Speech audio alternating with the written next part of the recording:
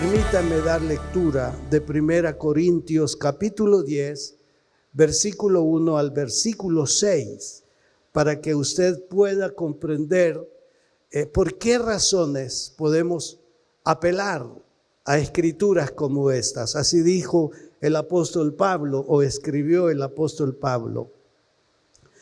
Porque no quiero, hermanos, que ignoréis que nuestros padres todos estuvieron bajo la nube y todos pasaron el mar. Y todos en Moisés fueron bautizados en la nube y en el mar, y todos comieron el mismo alimento espiritual, y todos bebieron la misma bebida espiritual, porque bebían de la roca espiritual que los seguía, y la roca era Cristo. Pero de los más de ellos no se agradó Dios, por lo cual quedaron postrados en el desierto. Y aquí está el énfasis. Mas estas cosas sucedieron como ejemplos para nosotros, para que no codiciemos cosas malas como ellos codiciaron. Pero quedémonos con la primera parte del versículo. Mas estas cosas sucedieron como ejemplos para nosotros. Y esta mañana yo quiero hablarles de ese milagro que registra el libro de Éxodo capítulo 15, versículo 22 en adelante, cuando Dios convirtió el agua amarga en agua dulce. Leamos la palabra de Dios en Éxodo 15, 22, y reza así. E hizo Moisés que partiese Israel del mar Rojo, y salieron al desierto de Shur, y anduvieron 3 días por el desierto sin hallar agua, y llegaron a Mara, y no pudieron beber las aguas de Mara, porque eran amargas. Por eso le pusieron el nombre de Mara. Entonces el pueblo murmuró contra Moisés y dijo: ¿qué hemos de beber? Y Moisés clamó a Jehová, y Jehová le mostró un árbol, y lo echó en las aguas, y las aguas se endulzaron. Allí les dio estatutos y ordenanzas, y allí los probó. Ya usted puede notar lo ocurrido en este pasaje. Y va usted, o debe usted, de ir hacia atrás en la lectura a Éxodo capítulo 15. ¿Cómo es posible? Y eso nosotros hoy nos lo preguntamos, no siendo superiores al pueblo de Israel, teniendo la misma composición natural, teniendo las mismas reacciones, teniendo quizás las mismas inconformidades, teniendo quizás los mismos desafíos hacia Dios.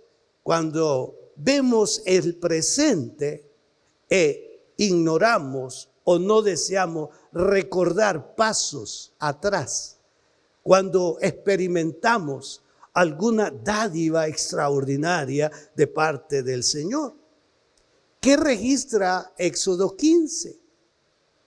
Que Dios abrió las aguas del Mar Rojo para que pasara y fueran librados de caer bajo el yugo del faraón nuevamente. Luego del milagro del Mar Rojo y el cántico de Moisés en agradecimiento por la salvación de Dios, los israelitas siguieron su camino.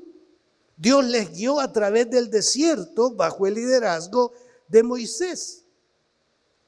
Pero en esa travesía llegaron a ese lugar ya en pleno desierto. Acuérdese que salen de Egipto, van por el desierto, llegan al Mar Rojo y el desierto continúa. Y ahí entonces llegan a ese lugar quizá para acampar un momento llamado Shur, que significa pared. Entonces los maestros de Biblia dicen que eso significaba que tropezaron con una pared simbólica.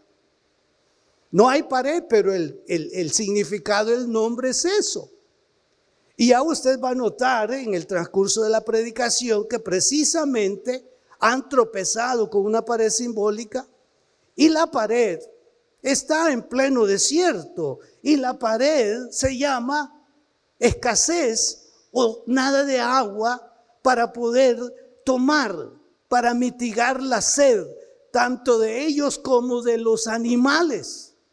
Usted puede imaginarse 2 millones de personas en el desierto, encabezados no sé por qué tipo de personas, pero que cuando alguien intentó beber el agua, se dio cuenta que era agua amarga y difundió el problema. Y entonces los importantes o los que asumían responsabilidad en el pueblo pudieron recurrir inmediatamente y decir a Moisés: Moisés, estamos en problema otra vez. Fíjese que no están magnificando su liberación del Mar Rojo. ¿Pueden ustedes imaginarse qué significó que las aguas se partieran, se separaran? Y puede usted considerar que ya estando al otro lado, han visto que a medio mar, Faraón y sus ejércitos han sido negados, sus ojos lo vieron. Pero ahora hay una situación, vamos a decirlo así, mínima. Ahora los expertos dicen que una persona puede vivir sin tomar agua durante 3 días y no tiene problema, no hay problema. Y aquí precisamente han pasado ya 3 días y no han, encontrado agua, no han bebido agua, o si acaso unos sorbos, porque el agua se está terminando. Y ahí podríamos pensar a quién les darían ellos importancia, agua para los niños un poquito o agua para los animales. Pero un animal, hermano, ¿verdad? ¿Cómo se va a saciar con poquito? Al niño quizás por un poquito así en los labios o qué sé yo. Entonces el agua que traían de Egipto, porque venían con provisiones, el agua que traían de Egipto estaba escaseando. Y entonces ya el pueblo estaba ansioso por encontrarse con un lugar donde pudieran precisamente encontrar agua. Sus jarrones y su recipiente ya estaban secos, y entonces humanamente cualquiera puede decir, tenían razón. Ellos tenían un líder y tenían que recurrir al líder. Todo eso está bien y lo podemos contemplar y considerar como válido. Entonces en este pasaje vamos a encontrar 3 elementos importantes. Primero, la inconsistencia que mostró el pueblo. Segundo, la reacción de Moisés ante la inconsistencia del pueblo. Y en tercer lugar, la palabra dada por Dios al pueblo. ¿En qué consistió la inconsistencia del pueblo? Precisamente, olvidar tan pronto el milagro que había sucedido. Y no estoy diciendo que no tenían por qué preguntar, pero una cosa es preguntar y otra cosa es murmurar. Y aquí el pasaje dice que el pueblo murmuró. Esta es la segunda vez en que el pueblo murmura. La primera es precisamente cuando están frente al mar, que le dijeron a Moisés que acaso no habían sepulcros en Egipto, que nos has traído a perecer aquí. Nos hubieran dejado allá en Egipto. Habían mejores sepulcros que quedar sepultados o anegados aquí bajo estas aguas. Y note usted que el reclamo era direccional, de persona a persona. están atribuyendo todo el problema al líder, a Moisés. Y ya pueden ustedes imaginarse. Cada vez que el pueblo tenía o enfrentaba una situación adversa, ¿a quién miraban primero? Al líder. Y aquí no estamos diciendo que estaban haciendo mal, pero este era un pueblo diferente a cualquiera de los pueblos en el pasado como en el presente. ¿Sabe la diferencia de este pueblo? Este pueblo era el pueblo de Dios. Y Moisés nada más era un delegado de parte de Dios para poder intentar, si vale la expresión, conducirles a la tierra de la promesa dada por Dios. Pero cargar al líder con los problemas, estos podrían clasificarse o calificarse como extremos, porque Moisés era uno más entre ellos. Naturalmente que habían entendido los padres, los ancianos, la posición y el lugar que éste estaba tomando. Los primeros lo comprendieron muy bien, pero los subsiguientes no lo comprendieron tanto de quién era Moisés y que éste se había como ofrecido o prestado o había aceptado la responsabilidad que Dios le estaba dando. Acaban de entonar un canto. Precisamente fue Moisés el que se levantó. Éxodo 15:1 dice: entonces cantó Moisés y los hijos de Israel este cántico a Jehová y dijeron: cantaré yo a Jehová, porque se ha magnificado grandemente, ha echado en el mar al caballo y al jinete. Tan pronto olvidaron el cántico de reconocimiento y de exaltación a Dios, ahora están frente a una pared, están ante un lugar llamado Mara. Era el lugar donde había agua, pero no pudieron beber sus aguas porque eran amargas. Por eso llamaron a ese lugar Mara. Y cuando ya ellos ven que el camino está por delante, no tienen idea de cuánto les resta para llegar precisamente a la otra parte o al lugar dicho por Dios. ¿Qué situaciones iban a enfrentar? Porque a veces se puede pensar que la vida estará ajena a situaciones y adversidades y que le puede suceder a otros, pero que me suceda a mí o que nos suceda a nosotros, eso no es aceptable, podríamos decir. Dios no estaba deseando crisis o adversidad para el pueblo, porque Dios iba por delante y Él podía ir cambiando esa realidad natural o del camino antes que el pueblo llegara. ¿Lo puede creer usted así? Antes que el pueblo llegara a ese lugar, ya Dios podía haber resuelto. Pero ¿por qué no sucedía así? Por la incredulidad del pueblo, por la murmuración del pueblo, por la inconformidad del pueblo, por olvidar tan pronto los beneficios y las demostraciones de poder de Dios ante una situación que se puede llamar superable, pero parece que es al unísono. Versículo 24, ¿qué hemos de beber? No solamente era una voz, ¿qué he de beber? No, ¿qué hemos de beber? Y murmuraron. Aquí alguien podría aceptar. Qué bueno que no murmuraron contra Dios, sino que murmuraron contra Moisés. Pero ¿sabe algo? Ese murmurar contra Moisés tenía un equivalente hacia arriba, porque Moisés estaba haciendo una labor dada por Dios.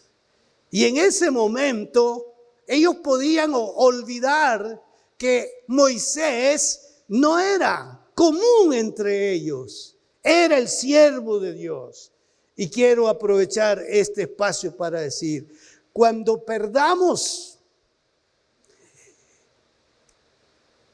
esa verdad del siervo de Dios y nos atrevamos a hacer comentarios y a presentar posiciones como que Él es el responsable directo de lo que pasa o de lo que no pasa, eso de una manera u otra tendrá que recibir una respuesta, porque va a venir a quien representa y quien va a poner el asunto en orden, y no, o es posible que no estemos preparados para ello. Entonces la Escritura dice que murmuraron contra Moisés.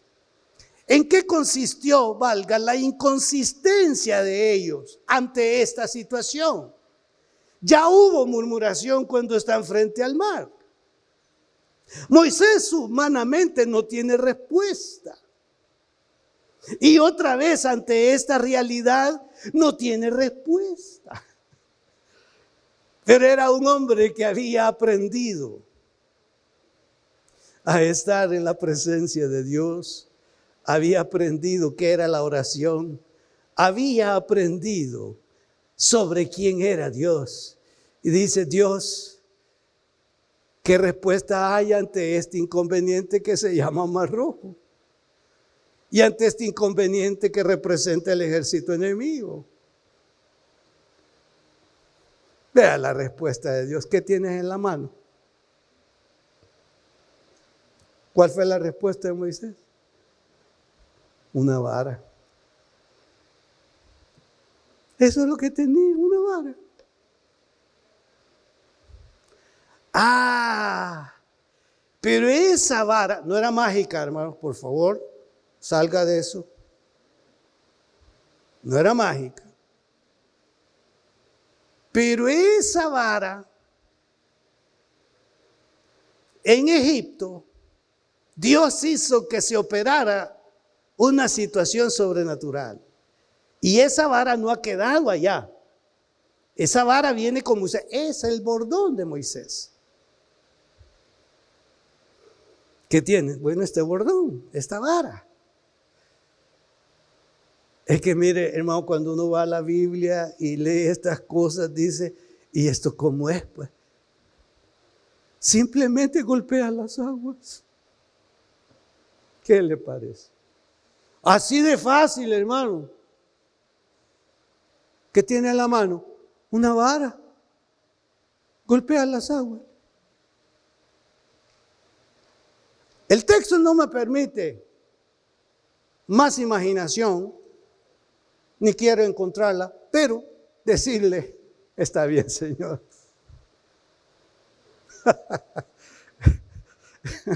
Está bien, Señor. Golpea las aguas. Y los ojos de Moisés comenzaron a ver que las aguas, ahí cerca de sus pies, comenzaron a separarse. No se separaron las aguas de playa a playa, hermano, en el momento. Y Moisés vio. Y como a veces dicen, ¿verdad?, que el líder es el que marca el paso, ¿va? Empujaron a Moisés: camine primero usted. Nosotros lo seguimos. Bueno, Moisés viene, comienza a caminar y se anima el pueblo a caminar. Y van caminando. No van, hermanos, sin las cosas, van con sus taburetes también, con sus guacales, van con todo, los niños pequeños tomados de la falda de mamá. Van caminando. Y van caminando, van caminando, van caminando. Hermano, qué inconsistencia. Después de haber tenido esa manifestación maravillosa, extraordinaria de Dios, ahora están murmurando porque el agua es amarga. Esto pudo haber sido la experiencia de alguno de nosotros el que después de una manifestación de gracia en la que hayamos sido envueltos, mostremos insatisfacción delante de Dios. Pero eso fue ayer, hermano. Sí, pero no es justo que nos olvidemos que ayer obró y que eso me puede afincar en que en esta crisis o en esta necesidad o problema puede obrar otra vez. ¿Cuánto lo cree? Puede obrar otra vez. En eso, así como sucedió ayer, puede suceder en lo que hoy pueda estar ocurriendo. En segundo lugar, la reacción de Moisés ante la inconsistencia. Moisés fue un hombre manso. Ustedes han leído que no hubo un hombre como Moisés, ¿verdad? Manso. Así dice la Biblia. Él comprendió el problema. Le dijeron no hay agua y esa agua es amarga y no podemos beber esa agua. No había solución humana. Pudo ya en su interior comprender que la confianza que él había desarrollado en Dios era una necesidad mostrarla ante esta crisis presentada. Y entonces vino Moisés y clamó a Dios. Eso es interesante, hermanos. Y clamó a Jehová. Aprendamos la lección. Cuando hayan momentos que esté anegando nuestra vida, nuestra condición, clamar a Dios. Tenemos que hacerlo, hermano. Aprendamos a clamar a Dios. Ahora, si no tenemos constancia en la oración, si no aprendemos qué es orar, pues no vamos a saber qué decir y no vamos a expresarnos adecuadamente, porque no es un hábito en nosotros. Nosotros oramos por situaciones del momento y resuelto el problema, ¿para qué orar? La vida del creyente debe de desarrollarse en ese ámbito también, en el ámbito de la oración. Y cuando llegan situaciones adversas, ahora yo puedo con toda certeza, confianza y seguridad volver a orar, volver a buscar el rostro de Dios y estar seguro que en el momento, sea en el instante o segundos o minutos posteriores, la respuesta va a llegar. La respuesta va a llegar. La respuesta va a llegar. La respuesta va a llegar. Y permítame. Quizá ya lleve un mes o 9 meses como hermano Samuel. Pero la respuesta va a llegar. Ahora nosotros ya tenemos planeado cómo es la respuesta. Ahí tenemos, hermanos, que ceder al plan de respuesta de Dios. Si encaja con mi pensamiento, no encaja con mi pensamiento. Pero tenemos que ser ministrados por el Espíritu Santo y por su palabra. Los pensamientos que yo tengo para ustedes son pensamientos de paz, son pensamientos de bien, ha dicho Jehová de los ejércitos. Esa escritura tiene que estar en nosotros como una escritura que me va a dar sosiego, que me va a dar paz y que me permitirá dar los próximos pasos seguro y confiado de que Dios va por delante hasta su venida. Hasta su venida. Entonces Moisés clamó a Dios y la Biblia dice que Dios le contestó. ¿Quién nos emociona al leer que cuando alguien ora a Dios, Dios le contesta? ¿Quién no se va a emocionar? Yo pensé que se iba a emocionar usted. Y Dios le contestó. Aleluya. Y Dios le contestó. ¿Cómo le contesta? Le mostró un árbol. Ahora, hermano, tenemos que magnificar eso del árbol. Estaban en un desierto. Por lo general se entiende que en el desierto no hay vegetación. mucho menos un árbol. Bueno, llevémoslo a reducirlo, un arbusto. No era un árbol, pastor, era un arbusto. No nos compliquemos. La Biblia dice que le mostró un árbol. Amén. Amén. La Biblia dice que le mostró un árbol. Quedémonos en eso. Ahora, unos comentaristas dicen que no había tal árbol en el camino que habían transitado o estaban por transitar, sino que en ese momento Dios estableció un árbol. Él lo puede hacer, hermano. Si Él es el creador de toda la naturaleza, Dios lo puede hacer. Dios puede cambiar esa aridez, eso que no tiene vegetación. Entonces ahí hay un árbol. Le mostró un árbol. Y al haberle mostrado el árbol, le dice que eche el árbol en las aguas amargas. Bueno, ya hay un milagro, hermano. Un árbol en el desierto. Y ahora lo siguiente es, pues, ¿qué era la función del árbol? Moisés no sabe. Pero, ¿y esto? Las aguas son amargas. Dice que meta este árbol en las aguas. ¿Y qué? Ay, hermano, por favor. Algo inusual. Eche el árbol en las aguas amargas. Lo que se podía esperar, que Dios enviara lluvia, a cantaradas, y que los recipientes que tenían estos pudieran ponerlos allí para recibir buena agua.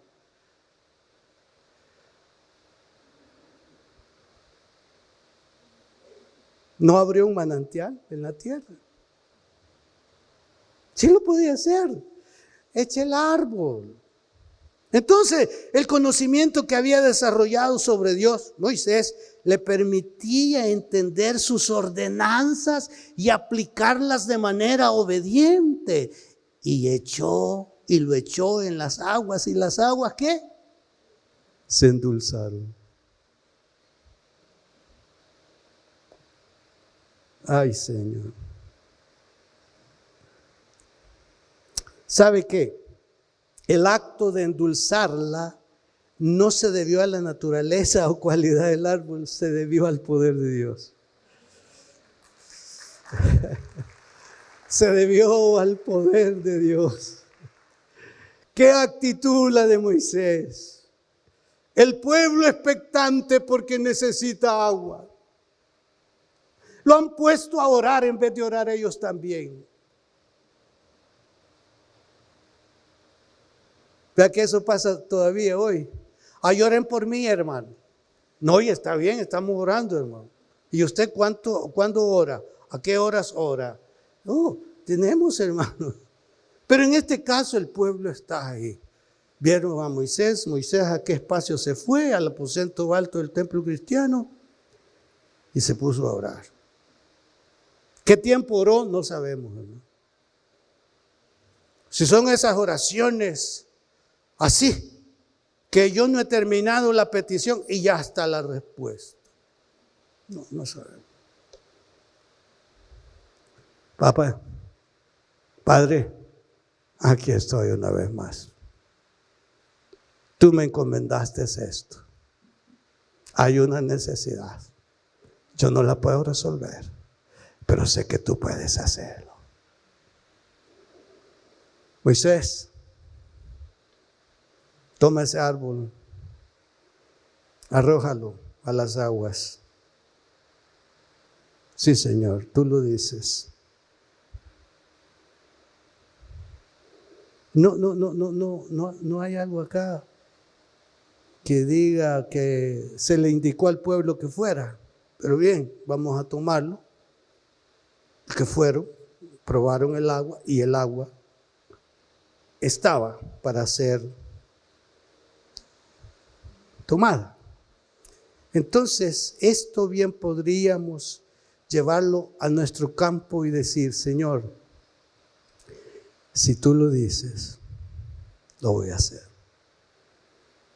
¿Qué le ha dicho Dios que haga para resolver tal o cual situación? ¿Qué palabra ha encontrado que usted debe de hacer para cambiar tal o cual situación? Concluya entonces diciendo: Señor, si tú lo dices, yo lo voy a hacer. Si tú lo dices, yo lo voy a hacer. No me voy a anticipar, solamente voy a obedecer. Y al obedecer podemos esperar quietos y tranquilos. ¿Vale la pena obedecer a Dios, hermanos? ¿No están animados ustedes? ¿Vale la pena obedecer a Dios?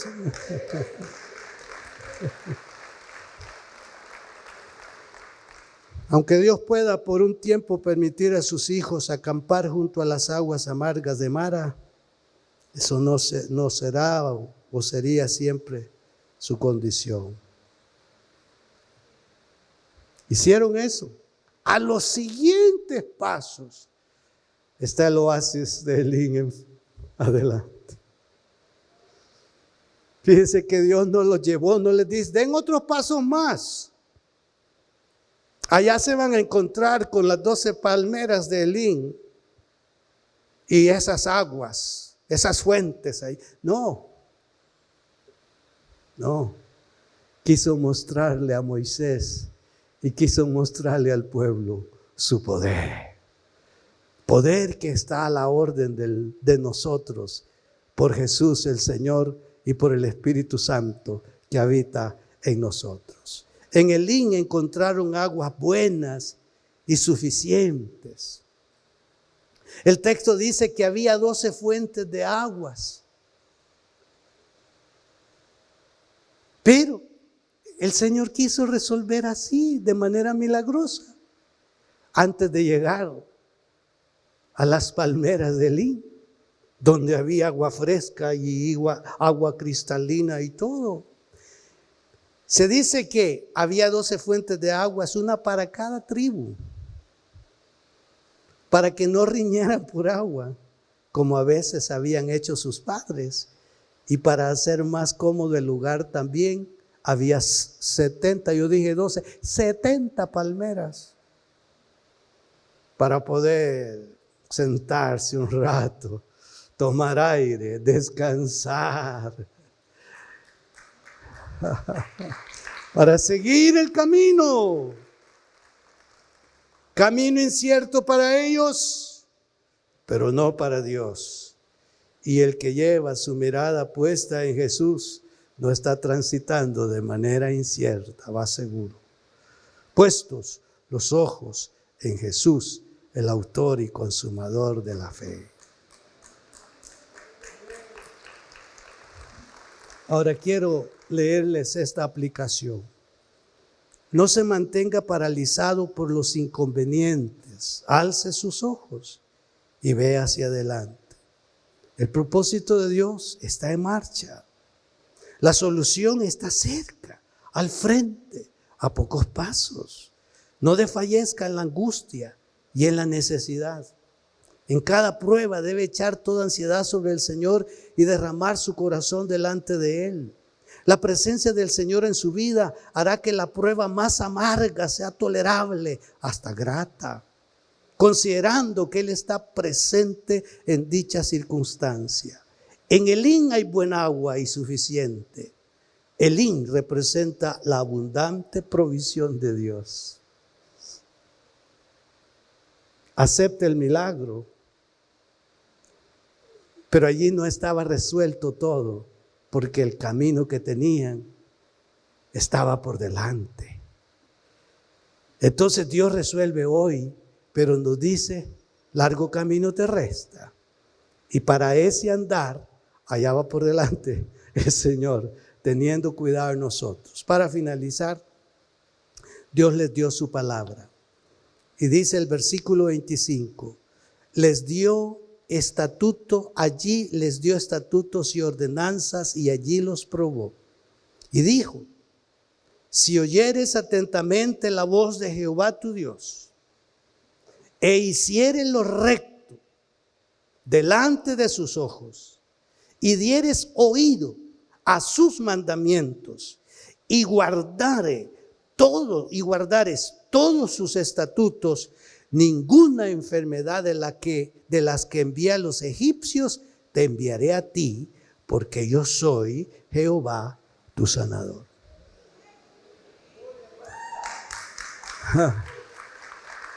10 plagas envió a Egipto, ninguna de ellas envió a su pueblo.